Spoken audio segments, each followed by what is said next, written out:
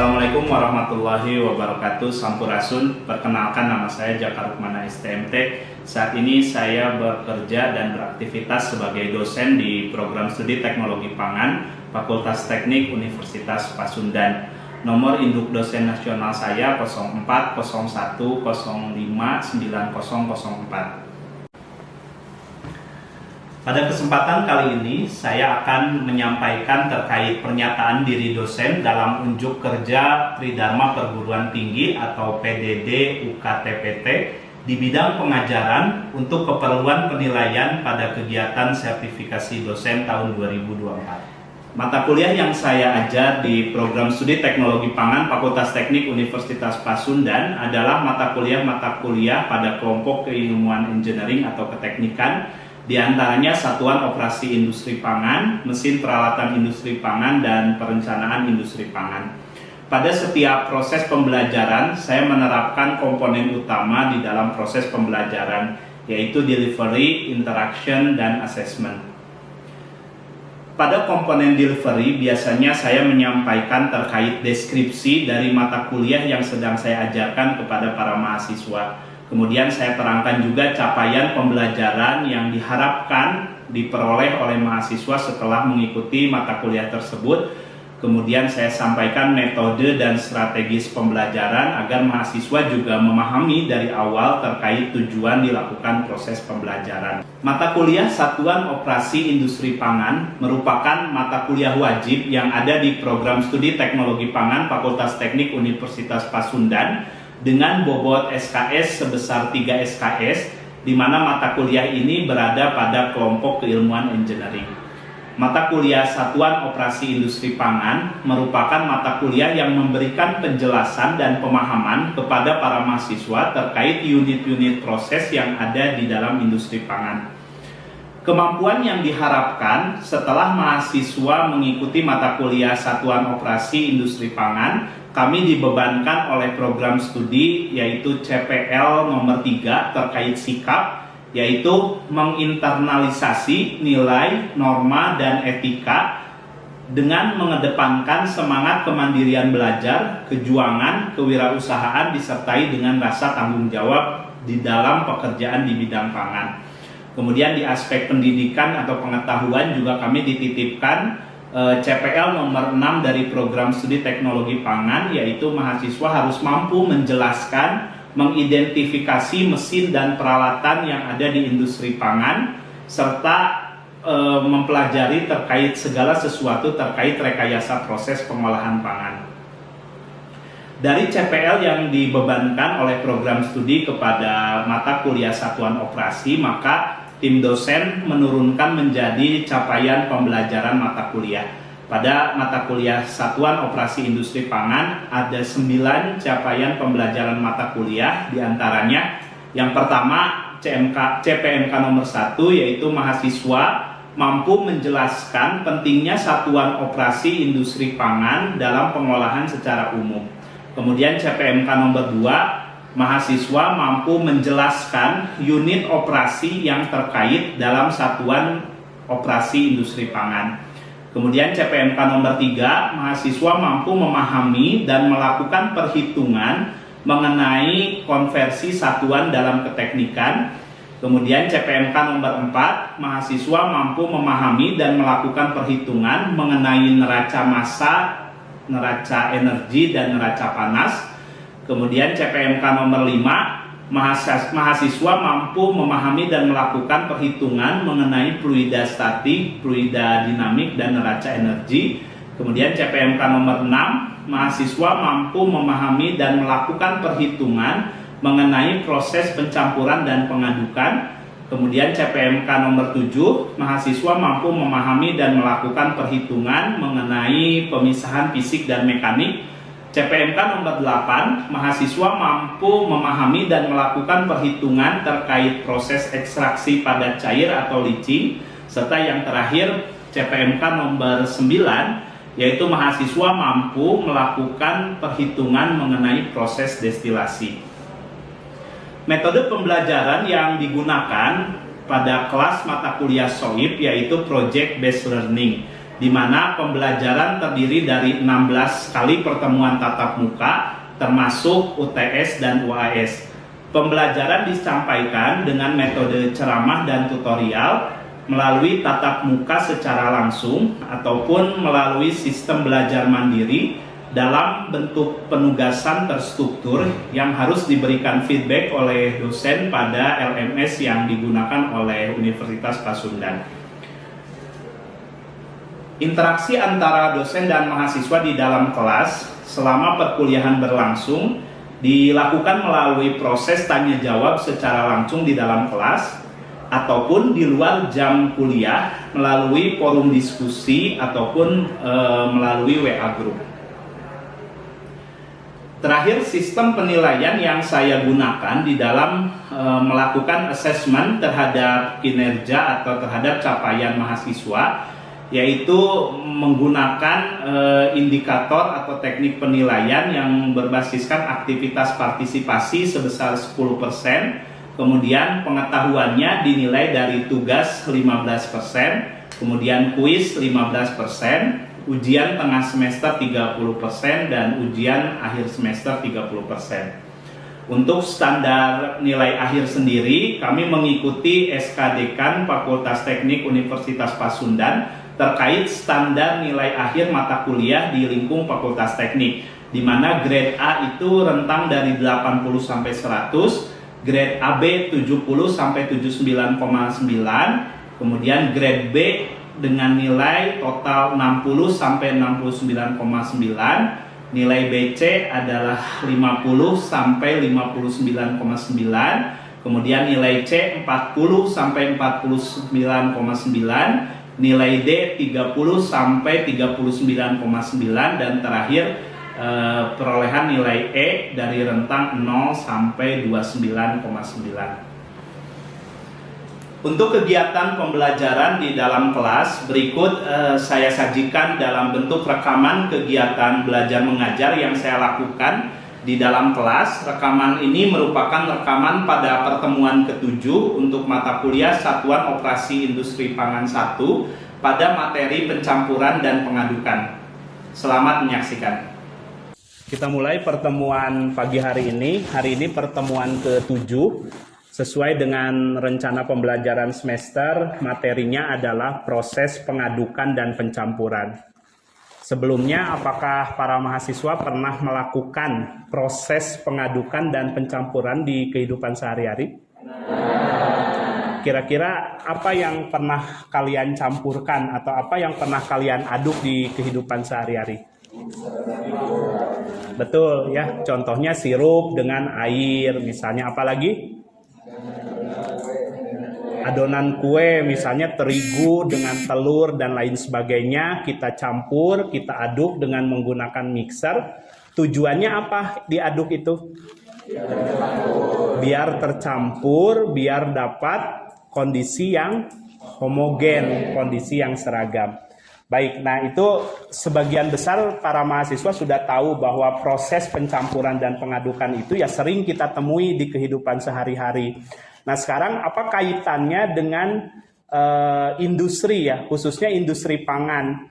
Apa sih kaitannya? Karena ke depan para mahasiswa teman-teman setelah lulus mungkin saja dihadapkan pada proses yang melibatkan pencampuran dan pengadukan. Kira-kira apakah proses itu harus dikontrol tidak? Harus dikontrol. Misalnya apa yang perlu dikontrol? Ada inspirasi kira-kira ketika kita mengaduk dalam skala kecil dengan mengaduk pada skala yang lebih besar, kira-kira apa yang perlu dikontrol? Betul, kecepatan ya. Kecepatan proses pengadukan. Kenapa hal itu perlu dikontrol? Karena akan mempengaruhi produk akhir atau hasil. Betul seperti itu. Jadi hari ini mata kuliah kita adalah membahas terkait proses pencampuran dan pengadukan sesuai dengan RPS bahwa kita ada di CPMK nomor 6. Bahwa setelah kuliah hari ini, mahasiswa harus mampu memahami dan melakukan perhitungan khususnya terkait energi yang diperlukan untuk melakukan proses pencampuran dan pengadukan. Jadi ini adalah tujuan kuliah kita hari ini. Setelah kuliah ini, saudara harus bisa menghitung, dalam artian memprediksi berapa sih energi yang diperlukan untuk melakukan pengadukan. Kalau dalam skala kecil, saudara mengaduk dengan menggunakan sendok, itu kan dengan menggunakan tenaga kita. Kita aduk dengan menggunakan tenaga kita. Tapi dalam skala yang lebih besar, itu perlu alat bantu untuk melakukan proses pengadukan. Jadi ada energi yang diperlukan, energi yang harus dipertimbangkan supaya bahan-bahan yang kita aduk, yang kita campur tadi, bisa tercampur secara homogen. Jadi itu saya kira outputan kuliah kita pada hari ini. Nanti di akhir teman-teman harus bisa, para mahasiswa, menghitung berapa sih energi yang diperlukan. Nah, di aspek deskripsi atau pengertian, seharusnya teman-teman sudah dapat di mata kuliah mesin dan peralatan industri pangan. Jadi aspek teorinya kami titipkan di mata kuliah mesin dan peralatan industri pangan. Aspek-aspek perhitungannya dipelajari di kelas hari ini, yaitu satuan operasi industri pangan. Nah di sini tadi teman-teman sudah, para mahasiswa mendeskripsikan tujuannya satu, untuk mencampur ya. Mencampur dua cairan yang tidak saling melarut misalnya. Kemudian untuk melarutkan padatan dalam cairan. Contohnya tadi bisa proses melarutkan gula di dalam air panas. Nanti di industri pun sama. Di dalam sebuah tangki kita akan melarutkan 5 ton gula misalnya di dalam sebuah larutan, yaitu kita butuh energi. Berapa sih energi pengadukan yang perlu kita berikan supaya dihasilkan larutan gula yang homogen. Tadi sudah kita bahas. Nah, yang dititik beratkan di satuan operasi adalah yang bagian ini. Bahwa biasanya kita mengaduk itu di dalam apa sih kalau di industri? Di dalam tangki ya, di dalam sebuah bejana. Nah, dalam menghitung energi yang diperlukan untuk melakukan proses pengadukan di dalam tangki, kita harus tahu dulu yang namanya geometri properti dari sebuah tangki. Nah, di buku panduan saudara yang textbook Genkoplis itu ada terkait geometri properties dari sebuah tangki. Jadi di sana kalau kita lihat geometri properties dari sebuah tangki, saudara perhatikan gambar ini yang ada di buku Genkoplis itu, misalnya ada notasi DT. DT itu kira-kira apa? Diameter dari tangki, betul. Kemudian ada H, tinggi dari cairan ya. Hati-hati, H itu tinggi dari cairan di dalam tangki. Jadi nanti kita perlu pertimbangkan untuk bisa menghitung energi yang dibutuhkan untuk melakukan pengadukan, kita harus memperhatikan parameter-parameter ini. Kemudian selanjutnya ada D. D itu apa kira-kira? Diameter dari agitator atau pengaduk, betul. Kemudian W, lebar dari pengaduknya atau tebal, bisa tebal dari pengaduknya atau lebar dari pengaduknya. Selanjutnya ada C. C itu jarak dari mana? Jarak dari dasar tangki ke pengaduk atau ke agitator, betul. Satu lagi J. J itu apa? Tebal dari sekat atau baffle ya. Baffle itu ditambahkan ke dalam sistem supaya tidak terjadi pusaran. Ya, jadi ini yang perlu saudara kuasai di dalam proses menghitung energi yang diperlukan untuk mixing. Yang pertama adalah paham terkait geometri dan propertiesnya. Sampai sini ada pertanyaan? Bisa diikuti ya? Bisa. Nah, berikutnya kita diberikan oleh Genkoplis itu adalah geometri properties yang standar. Jadi ketika akan melakukan perancangan sebuah tangki, lebih baik kita menggunakan geometri yang standar saja. Maksudnya apa? Karena dia, Genkoplis, sudah mengecek dengan geometri properties yang standar ini, proses pengadukan bisa berjalan dengan baik.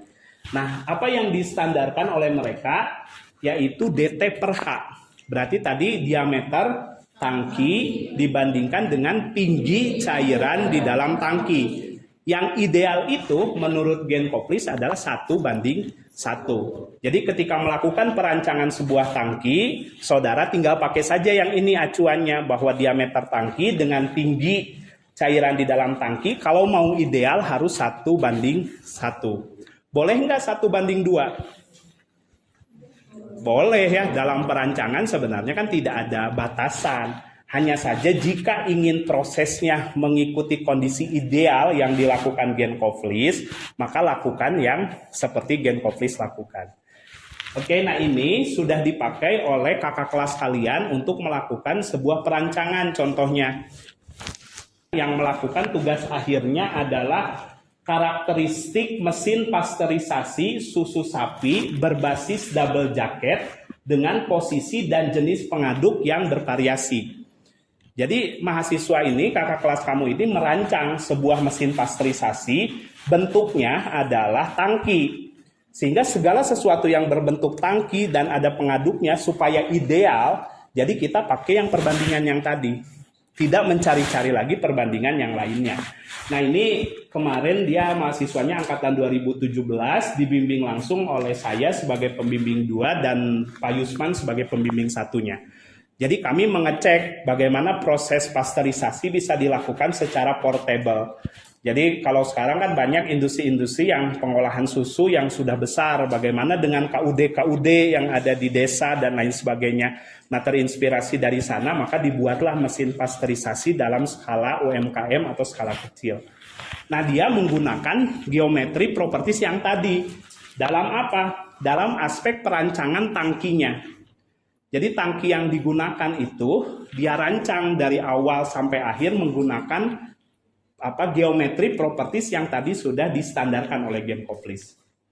Ya, jadi teman-teman ke depan kalau memang mau merancang tidak harus tangki pencampuran sebenarnya. Tangki fermentasi, tangki-tangki apapun, penyimpanan, kalau ingin ideal ya ikutilah geometri properties yang tadi. Sampai sini bisa diikuti? Bisa. Nah berikutnya ada juga kami punya sebuah sistem pilot di laboratorium mesin dan peralatan industri pangan. Di dalam sistem ini adalah sistem pasteurisasi yang lebih besar. Dalam skala pilot artinya kapasitasnya lebih besar. Di sini ada proses mixing. Mixingnya kapasitas 100 liter. Nah artinya kita juga bisa merancang tangki-tangki besar, tapi geometri propertiesnya mengikuti dengan yang sudah ditentukan tadi. Jadi sebagai langkah untuk mempermudah tahapan kita dalam perancangan sebuah alat yang tadi geometri properties itu perlu kita gunakan. Ya, jadi itu sebagai gambaran dari mulai perancangan sampai selesai dilakukan. Kemudian sebagai inspirasi lagi, kenapa kita harus mempelajari masalah mixing di SOIP ini? Salah satunya ada juga kakak kelas kalian, dia mempelajari bagaimana korelasi antara kecepatan dan waktu pengadukan supaya bisa homogen. Jadi dari dalam kelas ini seharusnya para mahasiswa punya inspirasi untuk melakukan penelitian. Tadi ini salah satu kakak kelas kalian di bawah bimbingan saya dan Pak Yusef waktu itu dan hasilnya sudah dipublish ke dalam jurnal bereputasi. Nah artinya di dalam kelas kalau sedang belajar topik A mulailah terpikir bahwa kira-kira saya ingin melakukan tugas akhir itu di bidang apa. Nah balik lagi ke topik kita tadi, kita ingin menghitung berapa daya yang dibutuhkan untuk melakukan proses pencampuran. Nah kita mulai ke topik pembahasan yang ke arah satuan operasinya. Tadi kita sudah mengenal yang namanya geometri properties. Nah ini digunakan yang pertama adalah menghitung bilangan Reynolds. Jadi ketika kita punya tangki, kita harus bisa menentukan bilangan Reynolds dulu. Tujuannya apa? Tujuannya untuk bisa menentukan jenis alirannya itu laminer, turbulen, atau transisi. Ya. Nah pertama kita gunakan rumus bilangan Reynolds adalah diameter agitator kuadrat dikalikan N-nya kecepatan putar dari pengaduk kita, kemudian rho-nya. Apa rho-nya? Densitas, betul, densitas dari cairan yang sedang diaduk, dan terakhir mu-nya apa? Viskositas. Nah, pertama, untuk kita bisa memprediksi energi yang diperlukan untuk pengadukan, kita harus tahu dulu bilangan dari Reynolds-nya untuk mengetahui aliran yang ada di dalam proses pengadukan itu terjadinya secara apa, laminer, turbulen, ataupun transisi. Sudah tahu alirannya, baru kita bisa menggunakan bilangan Reynolds tersebut untuk menghitung yang namanya bilangan power.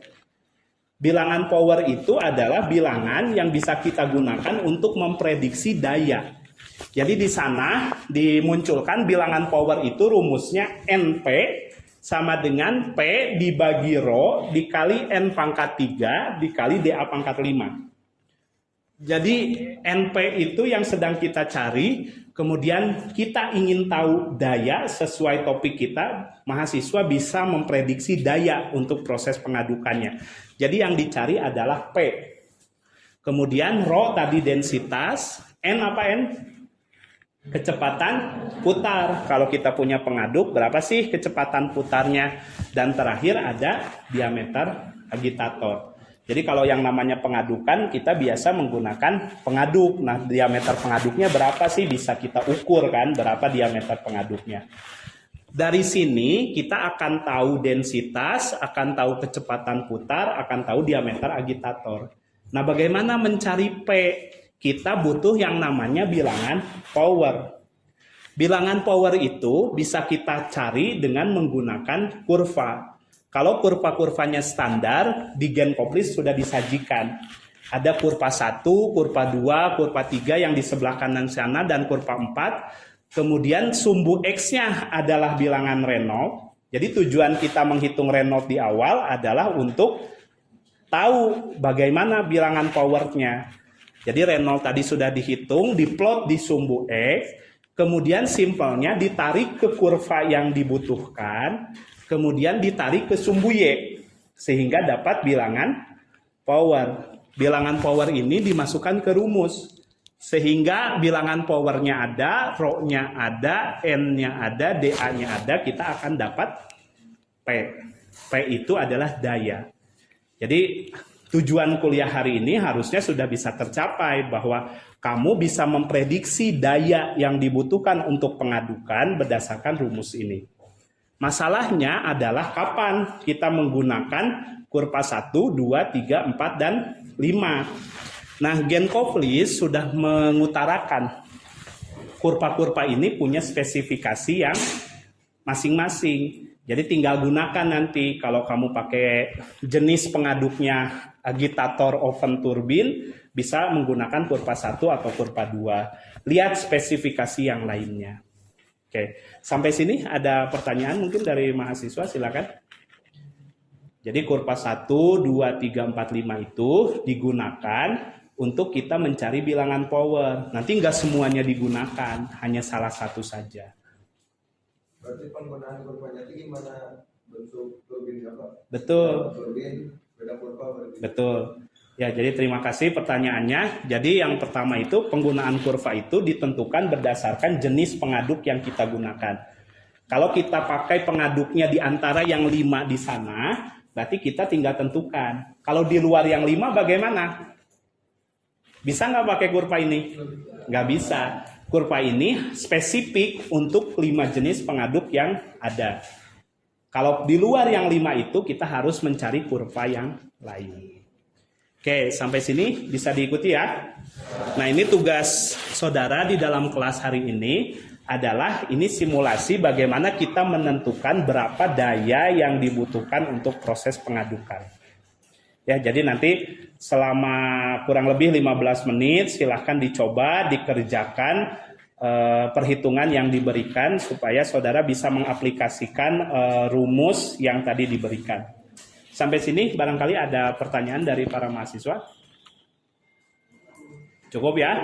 Silahkan untuk bekerja secara mandiri atau bekerja melalui kelompok juga saya persilahkan diskusi. Kalau ada pertanyaan atau ada yang kurang jelas boleh angkat tangan atau ke depan untuk ditanyakan. Silakan, ini materinya sudah selesai. Nanti kita bahas berdasarkan jawaban saudara disamakan dengan jawaban yang sudah ada di papan tulis. Itu saya kira silahkan mulai 15 menit ke depan saudara untuk mengerjakan materi terkait mixing dan agitasi. Kalau ada pertanyaan boleh ditanyakan. Demikian pemaparan yang bisa saya lakukan untuk menjelaskan terkait pernyataan diri dosen dalam unjuk kerja Tridharma Perguruan Tinggi atau PDD UKTPT di bidang pengajaran. Salam sejahtera untuk kita semua. Pendidikan adalah sebuah seni untuk membuat manusia menjadi lebih berkarakter.